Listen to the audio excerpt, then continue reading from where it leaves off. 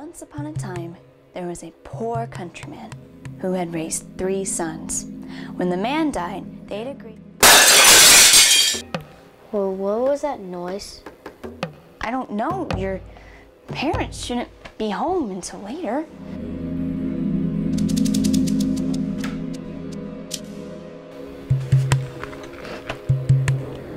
Oh my God, someone's breaking into the house. Call 911.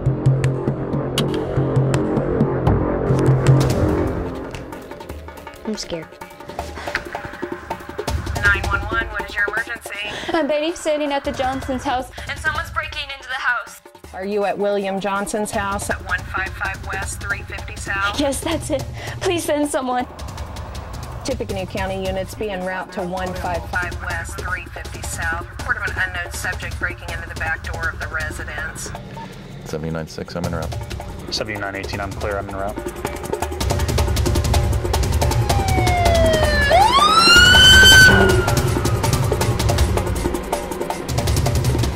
I think I can still hear them downstairs. Ma'am, we have officers en route. Can you get somewhere safe in the house?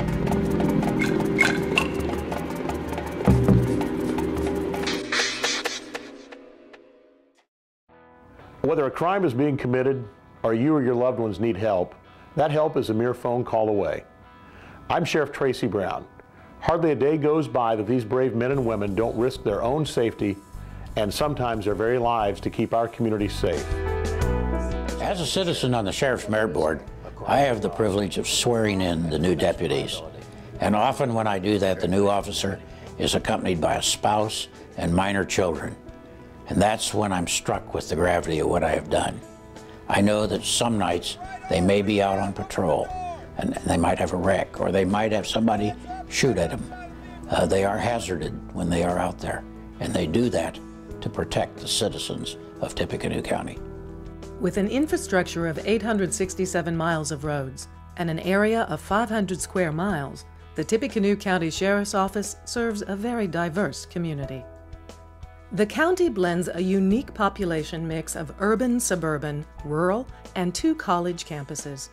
With a regional center for high-tech research companies, healthcare, global manufacturing, and education, surrounded by an agricultural population, it presents a unique challenge for law enforcement. Your Sheriff's Office provides law enforcement services by protecting our roads and community.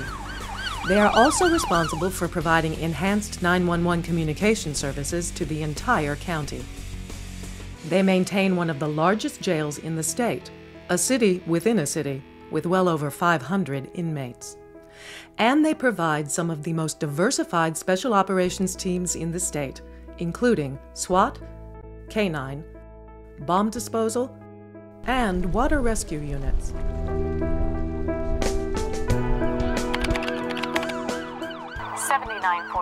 Be en route to County Road 800 South and 500 West to a single vehicle crash.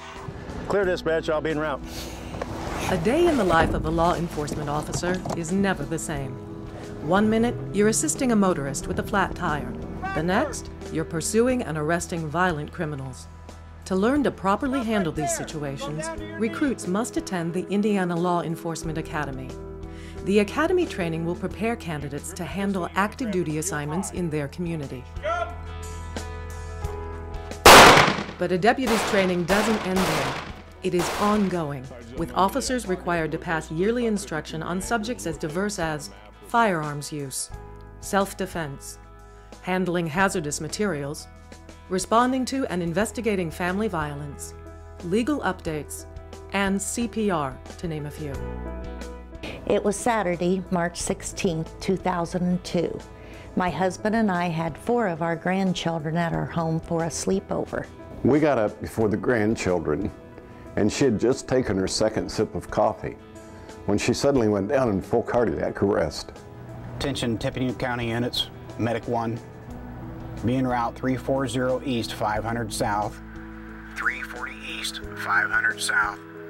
Reference subject, possible heart attack. 38.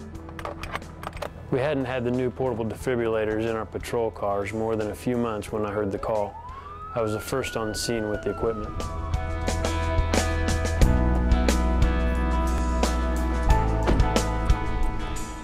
We are so happy that our sheriff's office was there with the proper equipment and the training. If it wasn't for the quick response, I wouldn't be here today.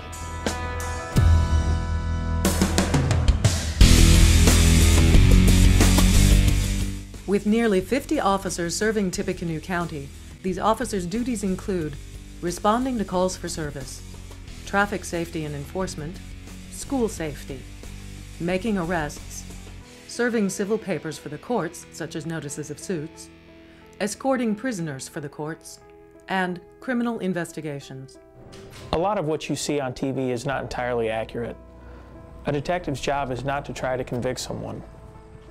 All the technologies and training we use have one purpose: to find the truth. Detectives from the Law Enforcement Division are responsible for collecting and documenting evidence, interviewing witnesses and suspects, and preparing the evidence for prosecution at trial. Detective Haltom, I'm showing you what's been marked as State's Exhibit 1. Can you take a look at it and let us know what it is? Yes, this is a cigarette butt that was collected from the north side of the building at the crime scene. And after this cigarette butt was collected, what did you do with it? The item was taken to the Indiana State Police Lab for DNA testing.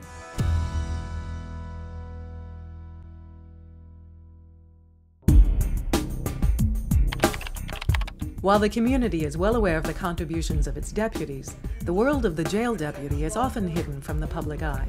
When it comes right down to it, the goal of the jail is to keep our community safe. While we have to incarcerate individuals, we also have to take care of them. The jail becomes a self-contained community within the community. We provide food, shelter, medical, and spiritual care, as well as educational programs like GED classes.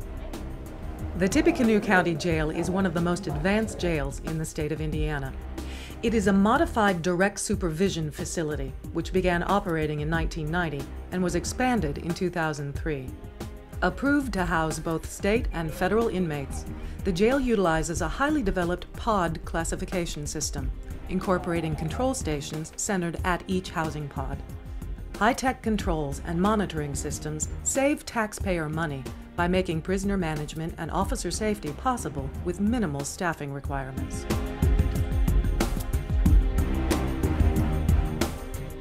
Another efficiency designed into the jail is a small courtroom. Arraignments and hearings are held here. This reduces the time and money previously involved in transporting inmates to the county's courthouse. Mr. Smith, do you understand this charge? Yes. Any question about this charge? No, sir. In addition to the jail, the county operates a work release program. Instead of going to jail, nonviolent offenders pay for their own room and board while they serve out their sentences. They also are released daily to go to work. This encourages them to remain productive members of the community while saving valuable tax dollars.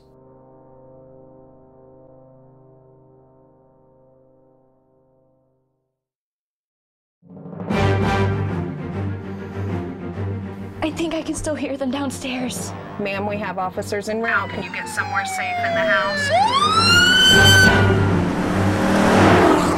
Effective and reliable communications are essential to law enforcement.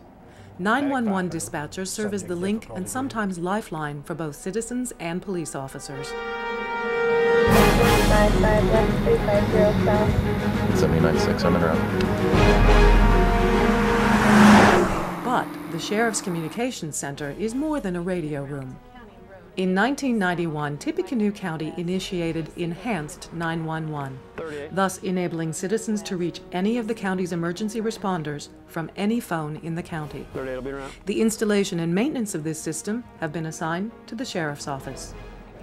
The Communications Center serves as the major hub for dispatching all safety services, including police, fire, and emergency medical services. In addition, the Communications Center integrates dispatching and high-speed data links with officers' cars. Deputies now have instant information at their fingertips. In-car computer links have revolutionized the process of gathering and analyzing local, state, and federal crime records while deputies are in the field.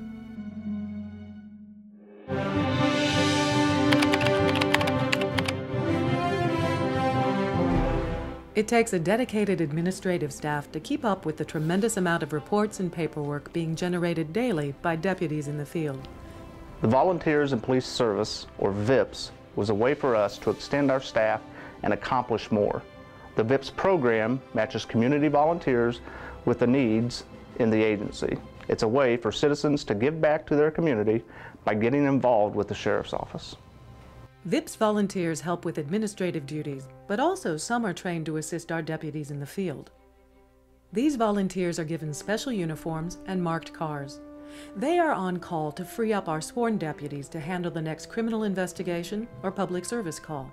Volunteers can direct traffic, handle special events, and perform security checks on homes, schools, and businesses.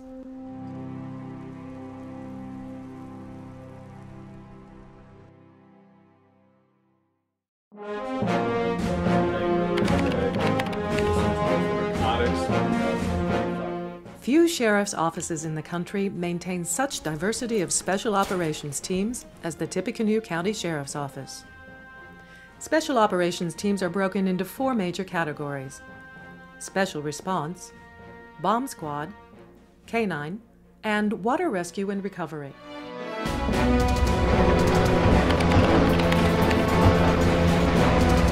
Although most communities' dive rescue teams are housed within the fire department, Tippecanoe County places theirs within the Sheriff's Office. As a water rescue and recovery team, we are asked to perform a wide range of tasks in a variety of water environments. We're going to take it slow and steady, give them every opportunity to find what they're looking for. In this particular operation, we constructed 2 rope systems called Tyrolean systems in an effort to locate a firearm used in the commission of a crime. By using 2 600-foot sections of static line, as well as additional control ropes, our divers were able to be directed over a specific search area in greater detail by way of a movable control point. By using this system, we were able to effectively search an area roughly the size of a football field for an item the size of the palm of your hand. Trained and certified in swift water rescue, open water, and ice diving, the Water Rescue and Recovery Team has 2 missions, and they are to make water rescues, as with a car in the water, a capsized boat, or a home surrounded by floodwaters, and perform recoveries such as stolen property or possibly a drowning victim.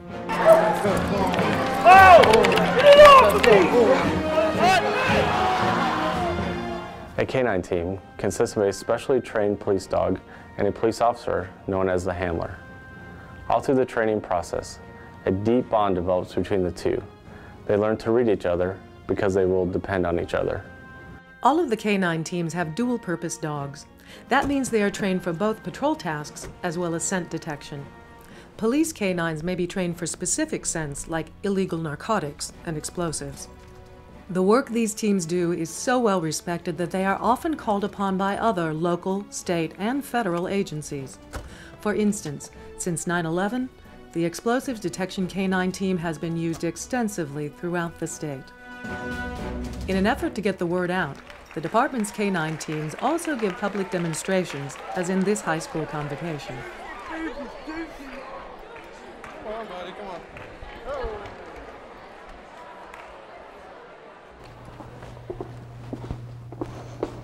Hello, I'm Shane Howard, Explosives Detection Canine Handler with the Tippecanoe County Sheriff's Office. I'm joined on stage by Deputy Miller with his dog Arco and Deputy Heath with his dog Jovi. At this time, we're going to demonstrate a narcotics hide to demonstrate just how good these dogs are at their jobs. If I could have some of our school employees come up to the stage now, Mr. Galima, Mr. Buss, and Mr. Wildener, if you could each come up on the stage and take one of these 3 seats. Officer Miller and his dog Arco will join you. Chicken. Good check. Good check, buddy. Good check, chicken. Good check. Good check. Good check, buddy. Check here. Check here. Sita. Mr. Galima, you have something you need to talk to us about? I don't think so, officer. Sita. Mr. Galima's got 28 grams of marijuana sitting on him. That's his reward. That's what he thinks he's finding. Arco actually thought he found a tennis ball, but instead, there's 28 grams of marijuana underneath Mr. Galima's seat.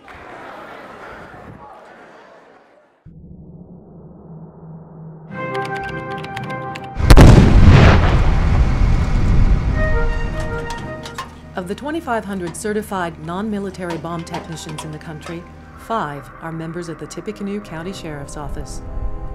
Yeah, clear. We're just getting this way. They are part of the bomb team, one of the best equipped in the state.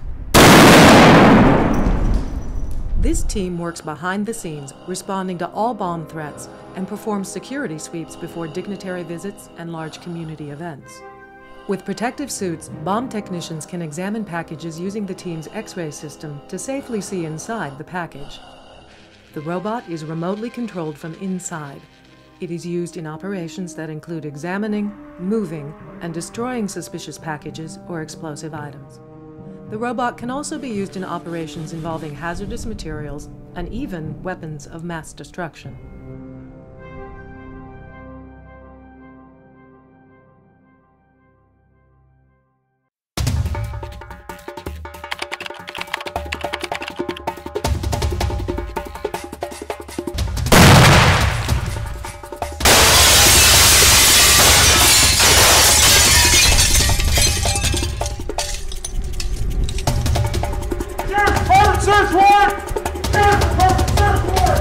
The major misperception is that when the SRT is called in, doors will get kicked in and people are going to get hurt. The reality is, and statistically we can prove it, when the SRT shows up, everyone is safer. Our specialized training helps get people to comply without our having to use force. These officers are trained to handle such dangerous conditions as riots, high-risk arrests, hostage negotiations, and suicide preventions, and are often called upon by other communities and the university when help is needed. Target with one burst of fully automatic fire on command. Yeah! We are proud of the many services that our people offer the community, and you should be too. Our officers routinely risk their own safety and sometimes their very lives to protect you. I'm sure you've heard that old saying that crime doesn't pay. But the rest of the story is that crime prevention does. And that's one way that you can work with us in keeping our community safe. You can do this by reporting suspicious criminal activity by calling your local law enforcement agency, by calling in anonymous crime information through WeTip at 1-800-78-CRIME, educating yourself on personal safety and crime prevention issues. And you can volunteer at your sheriff's office. The longer I'm around the sheriff's office, the more I learn about what it is these people do, and the more I appreciate the services that they provide the citizens of Tippecanoe County. And that's why, whenever I see one of those brown cars out on the road, I make it a point to wave. That's just my simple way of saying, thanks for being out here. Right hand. Stand up for me and walk back with me.